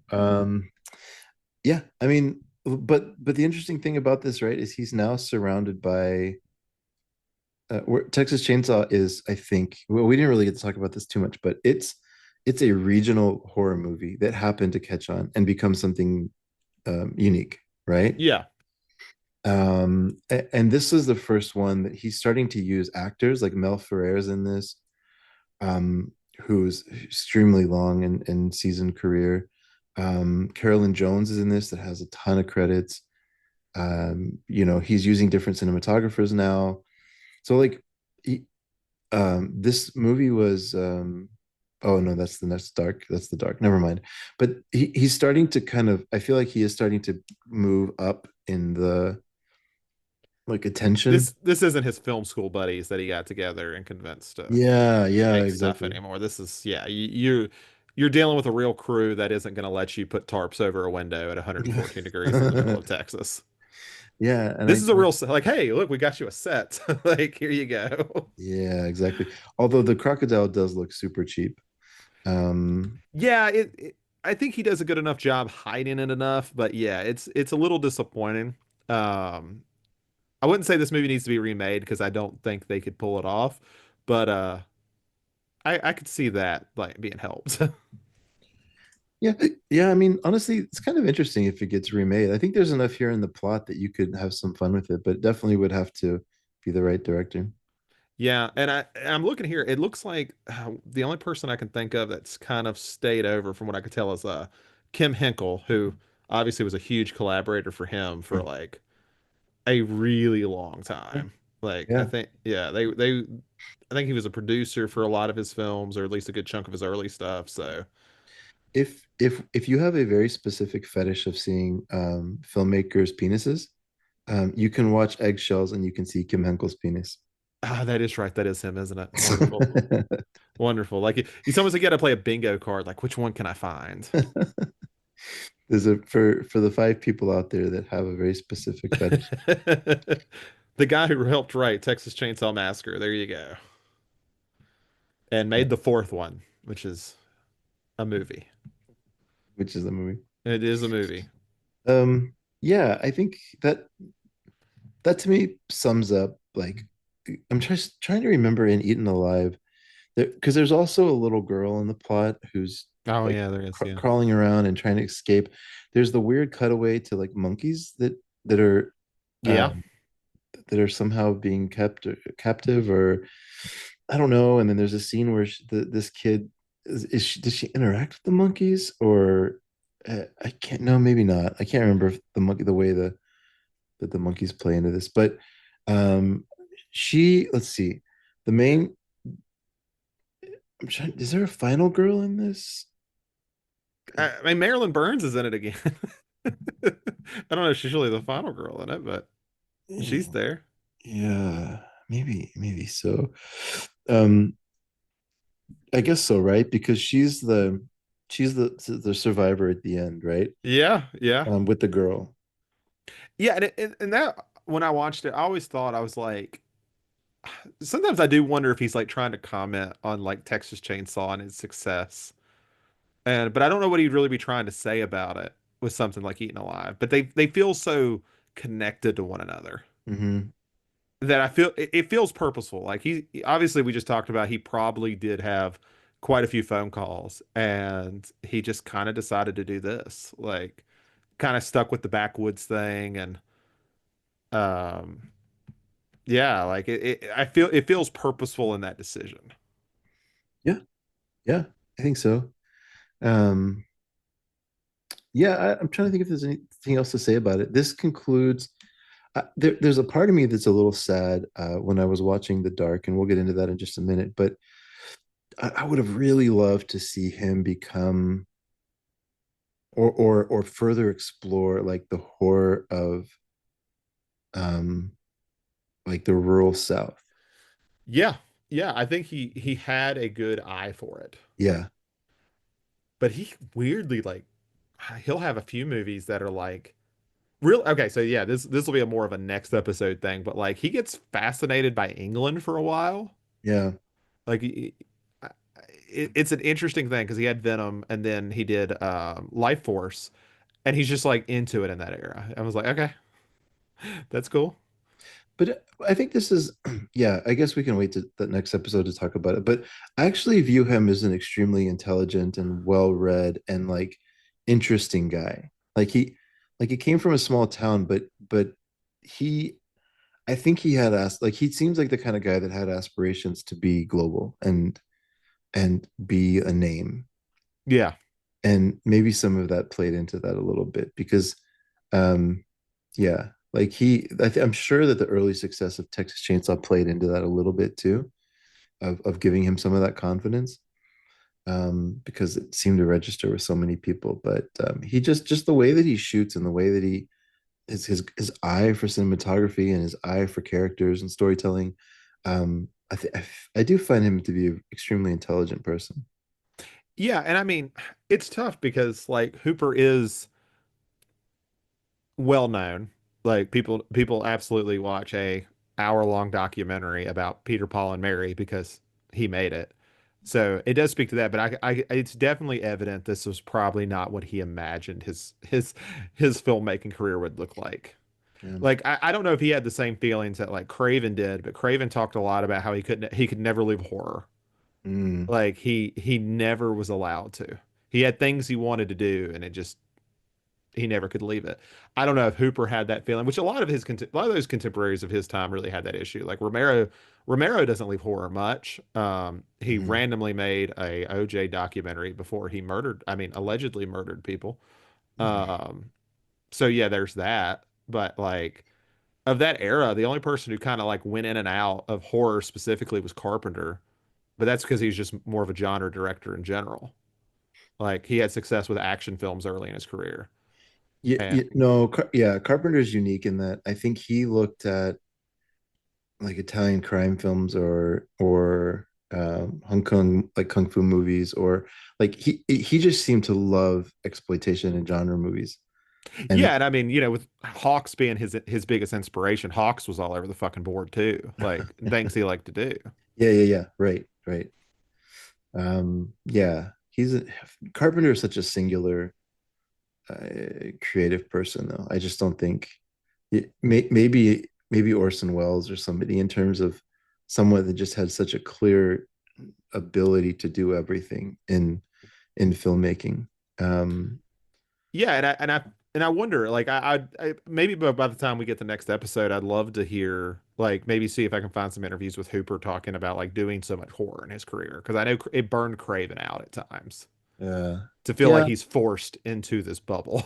that's interesting. Yeah, because he has yeah, Craven's an interesting one too. Maybe that's a future one, but um, I think if I don't know if you feel if there's anything else you want to say on Eaten Alive, but No, and I feel bad, but it's like we said, I think so much you can say about Eaten Alive, you kind of say with Texas Chainsaw too, because of their connection of like how it looks and feels and stuff like that. So yeah, I'm yeah, afraid to kind of retread ground there.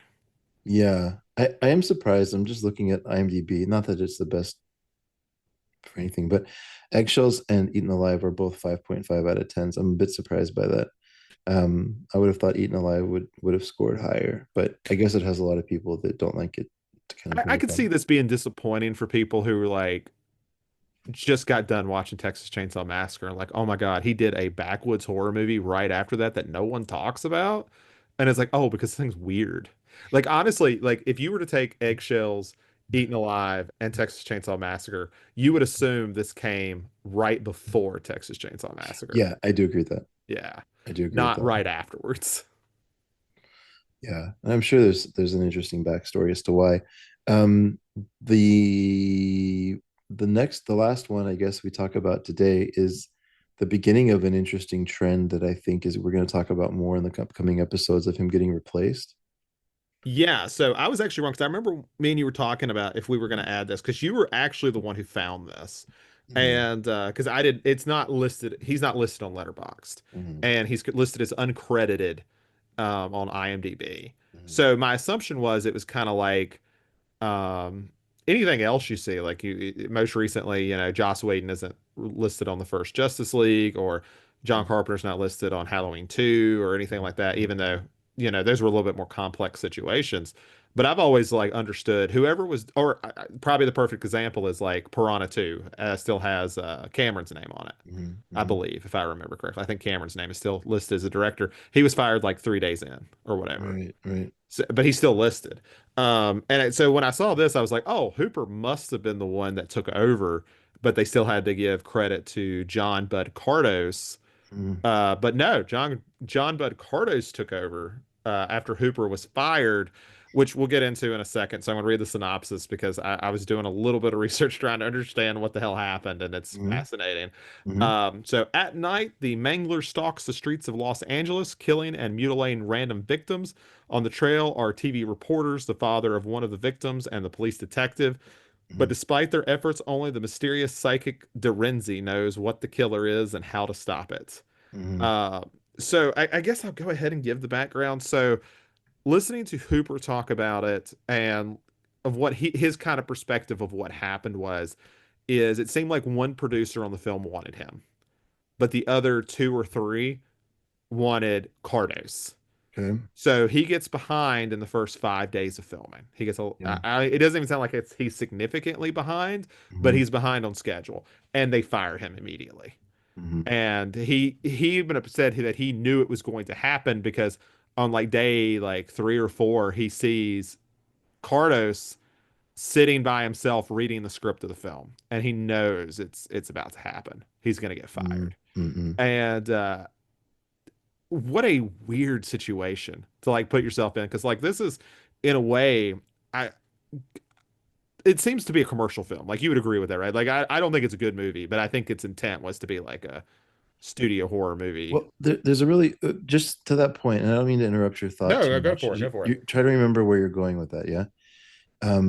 There's something that I think is interesting trivia here. So, this movie was not made through the studio system. Okay. This was financed by Dick Clark. That's right. I did see his name at the beginning. I Yeah, forgot about that. yeah. Yeah. So there was I think the company was called Film Ventures International, that distributed it, but I think the financing was by Dick Clark, and I don't know exactly where the loyalties lie and all that, but Film Ventures were the ones that hired Hooper. Okay. So they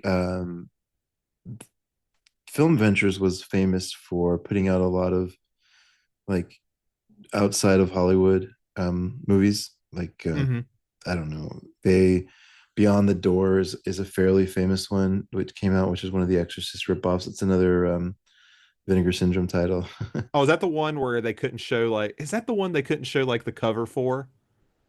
Or was that Evil um, Dead 5 or something? I Like don't know. they couldn't like technically show the slip Maybe, cover or something. oh no, that must have been one of the Evil Dead ones or something like that. No, Yeah, because I think I got it mixed up. I think it was one of the Evil Dead ones. yeah, But it's yeah, I okay. was yeah. They did a Jaws ripoff called Grizzly, which you may have seen. Yeah, yeah. Anyways, so they and then they did another one called Day of the Animals. So they did a lot of Hey, I own that movie somewhere. Yeah, I own that one. I haven't watched it yet. oh yeah. Yeah, they did a lot of like just right off of Hollywood kind of stuff. They in a weird way um they're almost financing in the same way that like Italians financed a lot of their genre movies of like, wouldn't it be cool if we did Jaws but with a bear, like, and then let's go make that movie. So, anyways, just some interesting trivia on this. So Hooper got, in a way, Hooper. I don't know exactly what happened, but this was kind of a dream scenario for him because it was a company used to working with auteurs that are off Hollywood and had creative voices as long as they kind of hit their beats of having enough violence or nudity or something in them to kind of The Corman School without being at the Corman yes, School. I gotcha. yes, Yeah. yeah. And I feel bad reading this quote, but Cardo said something that I think is just interesting and kind of funny in a macabre way. But he said the monster was not meant to be aliens. Yes, I do remember reading that as well. Like that was not Yeah, Hooper's idea. it was. I don't know if Do I you don't want me want to to read it? Because I know what quote you're talking about. I'll read it if it makes you feel better. maybe maybe. I was born in the 90s. It's fine. I can say it. There you go. Cardos disclosed that initially the monster was intended to be a large, retarded giant of a human being. Oh man, which Like, I mean, again it kind was of 79, so they meant it in like the medical sense, like when you use that medically. right. I'm sure. Not in the era I grew up in, which is just it's an insult. But that that would have been another example of something that's not too far from Hooper's background, right? Yeah, because it says it's like he's supposed to be like locked in an attic because his parents wouldn't let him out. Like Yeah. that's there's a backwoods element. It's almost like the backwoods coming into the city. Yeah, Right. yeah. That movie I want to see, to be honest. And I don't know if the original script is like around, but like because I'm sitting there watching this movie and I'm like, there are parts of this that I can kind of feel a little bit of like Hooper in it, like a little bit here and there. And then there's some is like, what the hell is this? Yeah. I, yeah, I honestly feel like this is a neutered movie. Like Yeah. I hate to say it because this is like such a late of Jaws, but base it around like disappearing, aliens that are coming in versus the shark, because they've got the whole plot with the journalist curious and trying to poke around, and you've got the cops trying to keep the killings out of the news, and you've got, I don't know, it just kind of feels lazy. Yeah, and I feel like they don't like that. Yeah, they kind of go with aliens, but I swear at one point it feels like they're supposed to be werewolves at some point. Like I don't know what the hell's going on in this movie half the time. Yeah, And the only thing I come up with like when I wrote my review was because the guy who voiced Shaggy's in it. I feel like it should have just been a Scooby-Doo episode. that's probably perfect. Yeah. Yeah, like I it's one of these things where it's kind of amazing when you watch movies where directors are changed and you have directors who can sit there and make something competent. I've always, as much as I criticize like Ron Howard, I think that's like when they hired him for Solo, that made sense because he could pull something competent out. Like he's like he knows how to do it. but like I just don't know, and maybe I just don't know enough about good old Bud Cardos here, but I just don't feel like he can go into like a movie he never intended to direct after it's been filmed for like 5 days and say, "All right, good luck. By the end, we're going to change what the monster is, by the way. So just a heads up for that. Good luck. Hope see you next week." Yeah, I mean, for what it's worth, Cardos disagreed with the decision to change it to aliens. Yeah, I have no doubt. Like when the first director gets fired, there is no way the second director is going to argue with anything. Like you just Exactly. watch the first one get fired. Like you're like, Yeah. whatever you want, it's fine. Exactly. Yeah, I don't even know, but Bud Cardo's career is all over the place. Like I've seen he, Kingdom of Spiders. That's the only one of his movies I've seen, I yeah, think. and he was an actor too. But I think he, I don't know, like he did a black exploitation movie was the first film he directed, and just then yeah, Kingdom of Spiders, and he's seemed to be kind of be like a genre director, I guess, a little bit. But The Day Time Ended is a sci-fi, Outlaw of Gore is kind of a crazy movie. So he's, I don't know, like he's all right. He's around, um, but he never really got like a voice.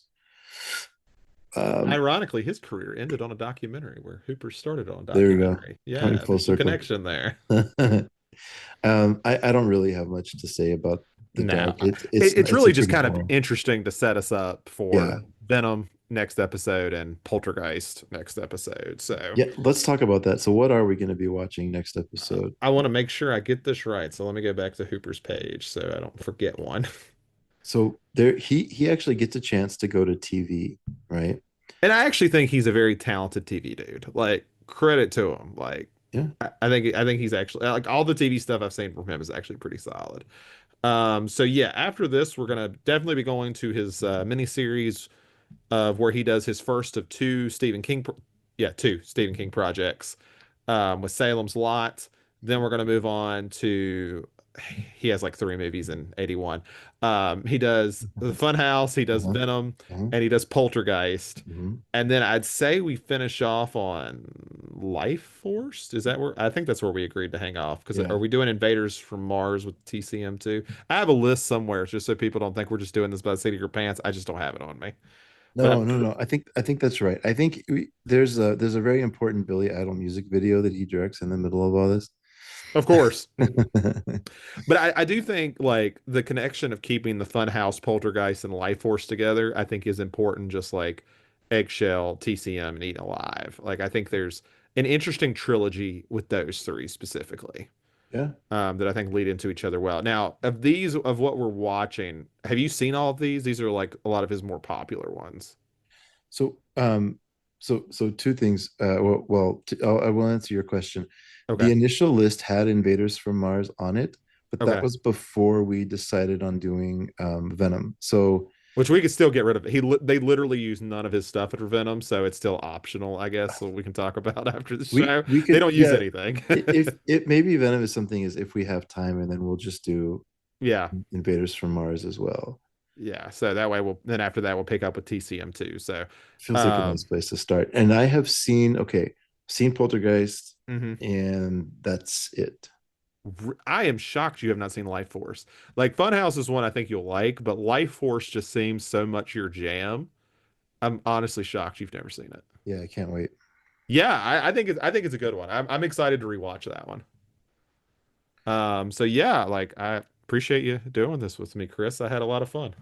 That oh gosh, yeah, of course. And I think so. If we're gonna break up his career, this to me, this is like um, like an origin story, or like this is like this episode to me is sort of like the origins of Tobe Hooper, Yeah, right? the formative years. The formative years, yeah. And then this, I'm jokingly wanting to call the next section the Scream Factory part of his career. It really is.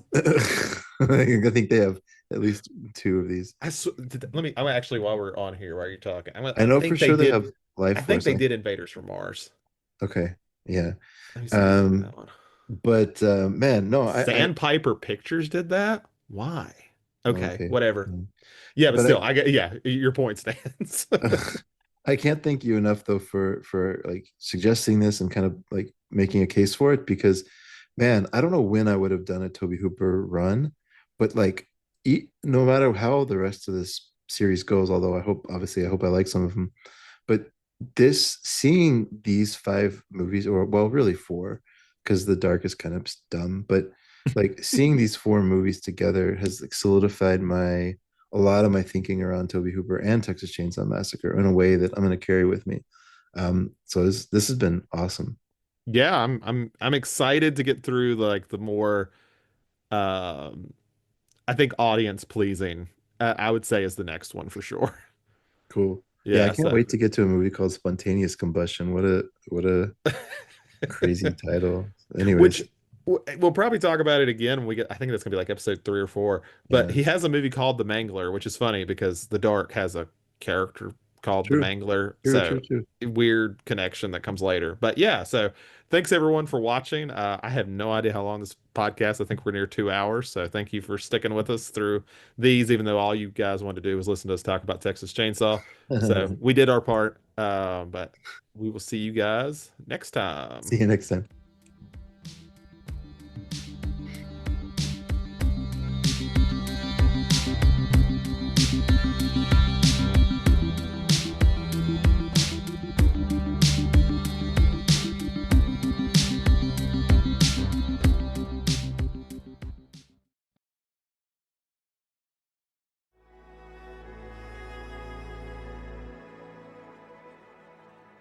Thank you for listening.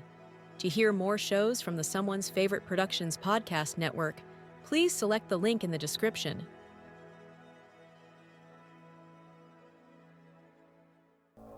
If you're looking for more horror outside of the mainstream, look no further than Unsung Horrors, a podcast about underseen horror movies. I'm Lance. And I'm Erica.